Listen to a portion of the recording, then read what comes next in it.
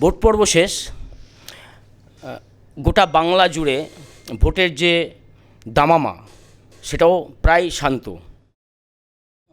আগামীকালই ভোটের ফল প্রকাশ। আর ফল প্রকাশের আগেই তার আগের দিন খুব রিল্যাক্স মুডে এমন এক নেতাকে পেলাম যিনি বঙ্গ রাজনীতিতে এক উজ্জ্বল নক্ষত্র, অর্জুন সিং। আমাদের সঙ্গে আছেন অর্জুনদা। খুব রিল্যাক্স আছি, কালকে কাউন্টিং আছে, আজকে একটু শপিং টপিং করলাম, বসে কফি খাচ্ছি, বন্ধু বান্ধবরা আছে। কতটা আশাবাদী? দেখুন, আমি যেদিন ভোট বিকালবেলা শেষ হয় তখনই আমি বুঝি কি আমি কি পজিশনে আছি। একটু 100% কনফার্ম আছে আমার, যেটা নিয়ে কোনো সমস্যা নেই। আজ তো রিপোলিং হচ্ছে কয়েকটা জায়গায়, সেখানেও আবার অশান্তি। দেখুন, যারা এই প্যারামিলিটারি আসছে তারা যতক্ষণ এখানকার এসপি বা থানা ইনস্ট্রাকশনে চলবে ততক্ষণ এই অশান্তি থাকবে। 2006 সালে যেভাবে প্যারামিলিটারি মুভ করেছিল, যেভাবে ডাইরেক্ট তারা ফেস করেছিল, সেইটা যদি করতে পারে তাহলেই কিন্তু প্যারামিলিটারি নিরপেক্ষভাবে কাজ করতে পারবে, আদারওয়াইজ পারবে না। এবারে তো প্যারামিলিটারি সম্পর্কে অনেক অভিযোগ উঠেছে বহু জায়গায়, বহু ক্ষেত্রে, তার সেইভাবে কাজও করতে পারেনি।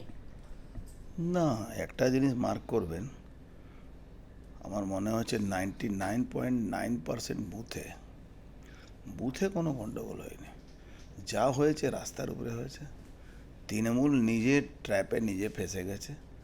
সব বিজেপির যারা প্রার্থী ছিল তাদেরকে গো ব্যাক করতে হয়রান ছিল, আর মানুষ ভোট দিয়ে দিয়েছে। এরা মানুষকে না আটকিয়ে বিজেপি নেতাদেরকে আটকিয়ে, এরা বলা যায় না কি, যখন সময় খারাপ হয় তখন বুদ্ধি নাশ হয়। অভিষেক ব্যানার্জি বুদ্ধিতে, আইপ্যাকের বুদ্ধিতে এই যে কাজ করলো এরা বিজেপিকে আরও সিম্প্যাথি দিয়ে দিল, আর মানুষ বাড়ি থেকে নিয়ে ভোটের লাইনে দাঁড়িয়ে ভোট দিয়ে দিল। আপনি দেখবেন ফার্স্ট টাইম কি 2:30-3টে অবধি মানুষের লম্বা লাইন ছিল সকাল থেকে। এই লাইনটা কোনোভাবে তৃণমূলের পক্ষে যাবে না। বৃষ্টির মধ্যে লোক ভিজে ভোট দিচ্ছে, এই লাইনটা কোনোদিন তৃণমূলের পক্ষে যাবে না। রাজ্যে এবং দেশে এক্সিট পোল রিপোর্ট যা দেখাচ্ছে সে সম্পর্কে আপনার বক্তব্য কী? দেখুন, এটা এক্সিট পোল না এলেও আমাদের কাছে যা খবর ছিল কি বিজেপি পার্লারলি কেউ নেই।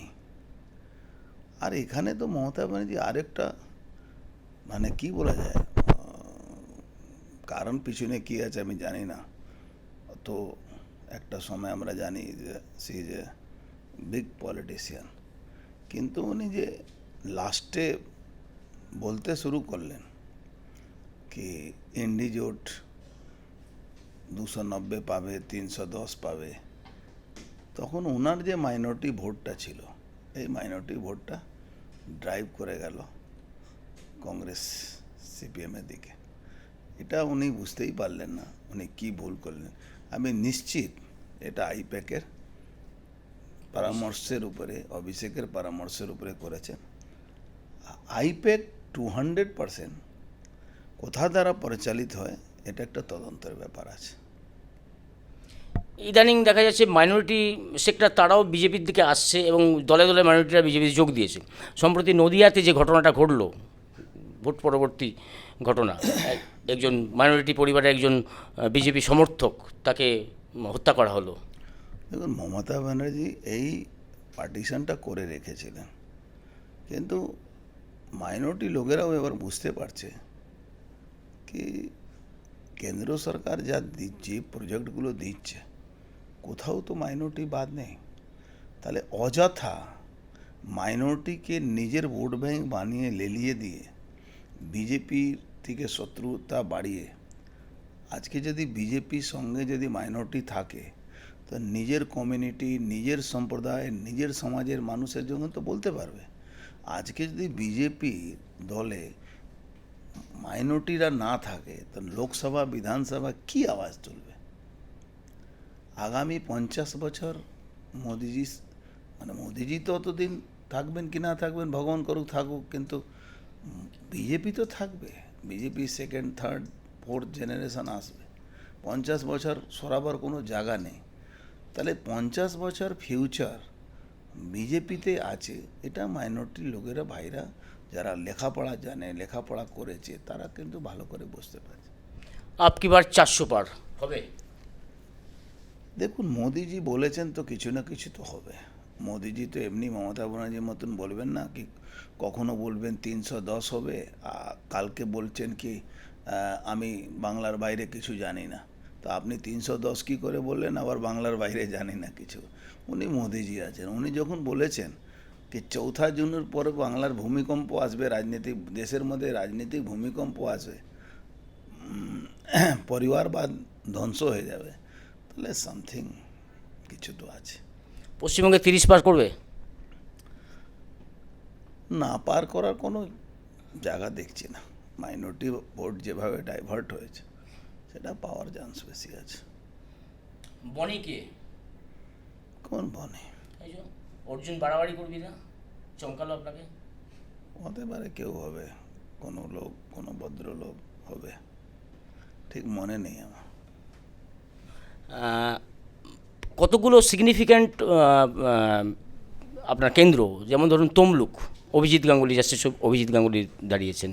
বসিরহাটে আপনার রেখাপাত্র, কৃষ্ণনগরে আমাদের রাজমাতা। এগুলো সম্পর্কে আপনার বক্তব্য কি? 3টে সিটেই জিতবে। ওখানেও ব্যাপকভাবে মাইনরিটি ভোট ডাইভার্ট হয়েছে বসিরহাটে, ব্যাপকভাবে। গ্রামকে গ্রাম, পঞ্চায়েতকে পঞ্চায়েত ডাইভার্ট হয়েছে। উত্তর কলকাতা সম্পর্কে অর্জুন দা আপনার বক্তব্য কি? 200% শিওর শট আছে। একদম কালকে রেজাল্ট, মানুষ, সাধারণ মানুষ রাজ্যের, তাদের জন্য আপনার বার্তা কি? ভোটের পরে সবাই শান্তিপূর্বক থাকুক। যারা আমাদেরকে ভোট দিয়েছে তারাও আমাদের রাজ্যের নাগরিক, যারা দেয়নি তারাও আমাদের রাজ্যের নাগরিক। বিগ নিউজ ডিজিটাল যে চ্যানেল আপনারা চালাচ্ছেন, আপনারা মানুষের কথা বলবেন, নিশ্চিতভাবে মানুষ আপনাদের উপরে ভরসা করবে। আমি আশা করি আপনাদের চ্যানেল মানুষের কথা বলবে, সত্যি কথা বলবে। সত্যি কথা বললে কিন্তু মানুষ আপনার পাশে থাকবে। ক্যামেরায় সমীর ভাওয়ালের সঙ্গে শঙ্কর দত্ত, বিগ নিউজ।